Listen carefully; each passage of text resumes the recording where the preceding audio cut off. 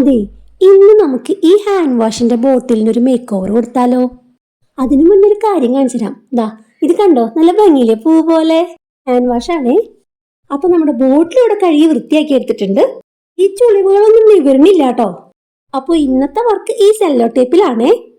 ഈ ടേപ്പിന്റെ അറ്റം നമുക്ക് ആദ്യം ആ ബോട്ടിൽ ഒന്ന് ഒട്ടിച്ചു കൊടുക്കാം.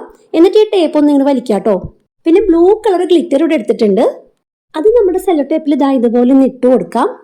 ഗ്ലിറ്റർ നല്ലപോലെ സ്പ്രെഡ് ആയിട്ട് വീഴാൻ വേണ്ടിയിട്ടാണ് കേട്ടോ ഈ അരിപ്പ യൂസ് ചെയ്യുന്നത്. ഇല്ലെങ്കിൽ ചില സ്ഥലങ്ങളിൽ ഇത് കൂടുതലായിട്ട് വീഴും. ഇനി നമുക്ക് ആ ബോട്ടിൽ പതുക്കെ ഇങ്ങനെ ഒന്ന് റോൾ ചെയ്യാട്ടോ. ഗ്ലിറ്റർ ഉള്ളത് കൊണ്ട് ആ ടേപ്പ് ബോട്ടിലേക്ക് ഒട്ടിപ്പിടിക്കില്ല കേട്ടോ. ബോട്ടിൽ റോൾ ചെയ്തിട്ട് ബാക്കി ഭാഗം നമുക്ക് വീണ്ടും ഇതുപോലെ ഗ്ലിറ്റർ ഒക്കെ ഇട്ട് എടുക്കണം.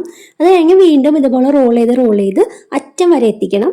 പിന്നെ ആ ടേപ്പ് ഒരു റൗണ്ട് കൂടി ചുറ്റണം. എന്നാലാണ് നമ്മുടെ ഗ്ലിറ്റർ ഇട്ട ടേപ്പ് അവിടെ ഒട്ടിപ്പിടിച്ചിരിക്കുള്ളൂ.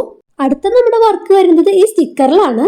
ഇത് ഓൺലൈനിൽ ഫ്ലവർ സ്റ്റിക്കർ എന്ന് ടൈപ്പ് ചെയ്താൽ കിട്ടും. പക്ഷെ ഞാനിത് വാങ്ങിച്ചത് തൃശ്ശൂരുള്ള കല്യാൺ ഹൈപ്പർ മാർക്കറ്റിൽ നിന്നാണ് കേട്ടോ. ഇനി നമുക്ക് നമ്മുടെ ബോട്ടിലിന് യോജിക്കും എന്ന് തോന്നുന്ന സ്റ്റിക്കറുകൾ ഒളിച്ചിട്ട് ആ ബോട്ടിലിന്റെ ചുറ്റും അങ്ങനെ ഒട്ടിച്ചു കൊടുക്കാം.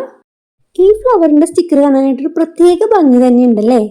അതിന്റെ കളർ വൈറ്റ് ആയത് കാരണം ബ്ലൂ ബാക്ക്ഗ്രൗണ്ടിൽ ഒട്ടിച്ചു കൊടുത്തു കഴിഞ്ഞാൽ നല്ല ഭംഗിയായിരിക്കും കാണാനായിട്ട്. അപ്പൊ ഇതാ ഇത്രേ ഉള്ളൂ. സിമ്പിൾ അല്ലേ നമ്മുടെ വർക്ക്? ടേപ്പ് ഒട്ടിക്കുമ്പോൾ കുറച്ച് ശ്രദ്ധിച്ച് ചുളിവുകളൊക്കെ മാക്സിമം ഒഴിവാക്കി ഒട്ടിക്കണമെന്ന് മാത്രം. എന്നാലും കുറച്ച് ചുളിവുകളൊക്കെ വരും, അത് സാരില്ല. അപ്പൊ എങ്ങനെയുണ്ട് കാണാൻ? നല്ല ഭംഗിയായിട്ടില്ലേ? അപ്പൊ ഇതിൽ നമുക്കിനി ഹാൻഡ് വാഷ് ഒഴിച്ച് വെക്കാം. ഇതൊരു ബോട്ടിൽ ആർട്ട് കൂടിയാണ്. അപ്പോൾ ഇഷ്ടപ്പെട്ടു കഴിഞ്ഞാൽ ലൈക്ക് മറക്കില്ലല്ലോ. കൂടെ ഷെയറും സബ്സ്ക്രൈബും ചെയ്യണേ. അപ്പൊ അടുത്ത വീഡിയോയിൽ കാണുന്നവരേക്കും ബൈ.